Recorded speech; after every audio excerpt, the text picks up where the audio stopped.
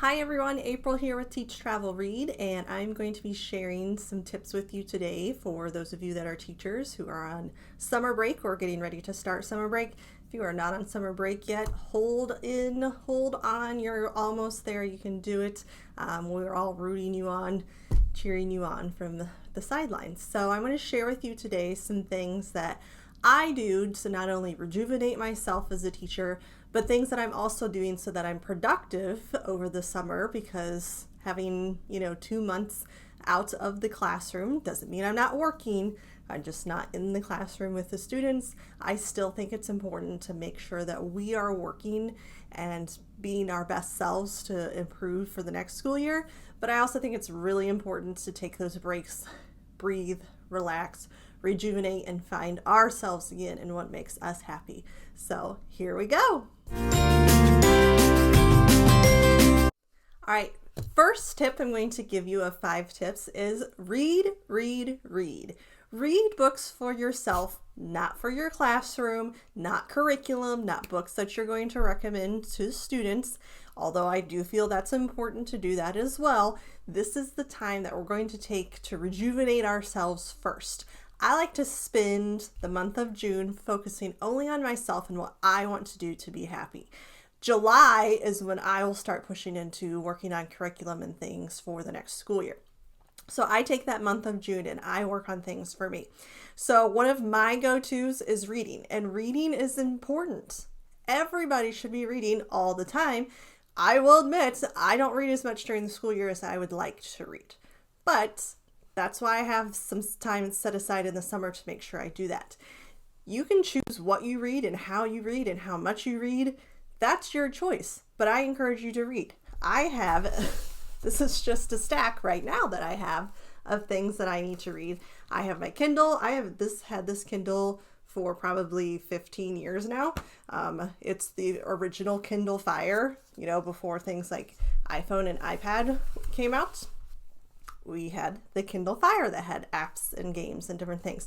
So this is the time that I set aside for myself to read things that I want to enjoy, book recommendations from other people. If you're in a book club, then for sure participate in that and do that. But then ask other people for recommendations. I love using Goodreads because it gives me some ideas of things that I could read that maybe I've missed during the school year that I feel like I should be interested in reading. So tip number 1, read for yourself. Okay, tip number 2 for teachers on summer break is to exercise. I fully believe exercise is important all year long, especially during summer or especially during the school year, because we need that stress reliever. We need to get that stress and that energy out and set aside that time for ourselves. Starting that exercise routine in the summer will help you carry that into the school year. So if you're not somebody who regularly exercises, don't feel bad about that. Now is your opportunity to go and do that and to grow and to be a stronger person mentally as well as physically. You choose the exercise that works best for you. I like to mix it up personally. I like to do different types of cardio. I like to walk a lot during the summer because living in the Midwest, we have terrible weather most of the year. So I spend a lot of time walking in the summer. I've started running again. I do the Couch to 5K program. If you've never tried that, it's amazing. I also love to do yoga. I love to do Pilates. I love Pyo, combination of Pilates and yoga, different cardio classes. I'm a person who I thrive on working out with other people. I think it might be because I'm just a tad competitive, so I want to see if I can do better than them. Sorry to my fellow exercisers. But choose the exercise that works best for you. But starting that habit now in the summertime will help you carry that into the school year, and you are going to feel so much better because all of that stress that builds up in your body throughout the day, you can use that exercise to relieve it. So that's tip number 2. All right, tip number 3 for teachers on summer break is to work on this time for rejuvenation by doing your favorite hobbies. What do you love to do in your free time? Now, reading and exercise, I actually consider part of my hobbies because I do love them and I do love to use my free time to do that. But then I'm also going to give you some ideas here of other things that I do. But think about what makes you happy. What do you love? What do you want to spend your free time doing? What are you passionate about? Take that time to work on your hobbies. So I grew up with an amazing grandmother who can do all sorts of crafty things. She's an amazing seamstress. When I need things fixed, made, she's my go-to person. Unfortunately, because of what's going on in the world, I can't go see her and do things with her and have her help me. So I'm kind of on my own this summer, but that's okay. She has taught me some different things. So I can knit and I can crochet. I can sew, but I don't have a sewing machine. But those a couple things. This is more of a winter hobby for me because I feel like that's something easy to do while sitting on the couch under a blanket. I can work on that. Another hobby that I started working on last year is actually hand lettering. So I've bought a couple of books on Amazon for hand lettering, and I will link that down below. But this is chock full of love. She's amazing, but it takes you step by step on how to hand letter, and I absolutely love it. I'm not perfect at it. Of course, I don't think you're ever perfect at anything, but I'm improving and I'm getting better. But it's something that I enjoy doing, something that I feel is beneficial to me to help me relax and rejuvenate. So think about what makes you happy, what's going to help you relax. That's your go-to hobby or hobbies to spend this time in summer to reflect and rejuvenate for yourself. Okay, so I've spent the month of June relaxing, rejuvenating, focusing on myself while I still continue to do that throughout the whole calendar year. In July is when I like to start diving back in and getting things ready for the next school year. So tip number 4 for teachers on summer break is to plan ahead. Plan ahead now to save yourself time later. And I don't mean that you have to have every single lesson planned out for every single day. That is very unrealistic and frankly not best practice, because if you are working with students, you're working with those students that year that need you in that way. However you did it last year probably won't be best for the group that you have the following year. So make sure that you're working ahead, but working smartly ahead. So one way I do that is that I create a curriculum map for the school year. So my school district, we have it broken into 9 weeks. I know some people have trimesters or different things. So what I do is I take all of our information of what we need to achieve for that quarter and I break it down into our 9 weeks. And so I actually have this linked. You can purchase this template from me. It is linked down below, but this really helps me visualize how I can break it out. Now, that doesn't mean that I'm going to stick to that and nothing will ever change for the school year. That's not realistic again. So again, but that's easy way. If I have it digitally, it's easy for me to then go back and fix it later in the school year so that I have it the way I need it for my students. So maybe a lesson or a unit was supposed to take 2 weeks, ends up taking 3 weeks. That's easily adjustable and something that we can work with in the future. But taking that time this summer to plan ahead with that now saves me so much stress when it comes time to working on things during the school year. The other thing I like to have, I keep going back and forth about planners. I've used planbook.com. I've used my own paper planners. I've used purchase paper planners. I've done no plans. Really, I have discovered the best way for me to plan ahead is to make sure I have a planner. So I actually discovered a local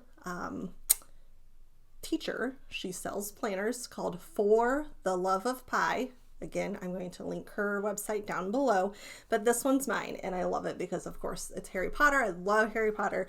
But she has an amazing, and you can customize it to meet your needs. So there are pages in there that I'm like, I don't need that. I just need the basic plans. But this will help me so I can use my curriculum map. See, okay, so in August, let's be realistic, I'm not in school in July. So in August, here is what I need to work on for this week. And then that helps me plan ahead in that way as well. So tip number 4, plan ahead now to save yourself time later. Okay, tip number 5 for teachers on summer break is professional development. Please don't stop watching. Please put your pitchforks down. I know that can be a trigger for some people.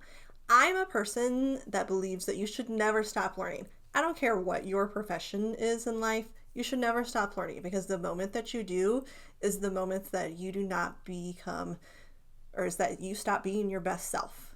So as teachers, we're constantly having to change and adjust and learn new curriculum and learn new things. And I know that can be frustrating. I'm talking about professional development that's going to help you become a better teacher for your students. I'm not talking about curriculum professional development. Sorry, if that's what you were thinking, that's not what I'm talking about. Find the professional development that works best for you and how you can be your best teacher self. So for example, a couple summers ago, I participated in a book study about guided math. That was a new concept for me. And when I was moving from the media center to the classroom, I was like, oh my gosh, I haven't taught math in a long time. So I just participated in an online book study, and it was phenomenal. And I was an amazing teacher that year because I was doing what I felt was best for my students. It wasn't curriculum that I was learning. It was just an introduction to understand how to teach guided math.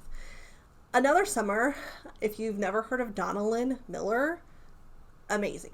She is a huge reading guru. Her first book, called The Book Whisperer, I loved it. I read it. It's all about finding the joy in reading for students, not using the basal readers, not prescribing to this particular curriculum, but helping them find their love of reading. Amazing. Highly recommend it.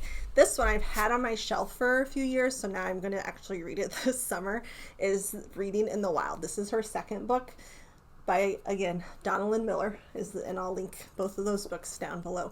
But amazing author, again, something that I will read and learn from to help my students. My next recommendation is a conference.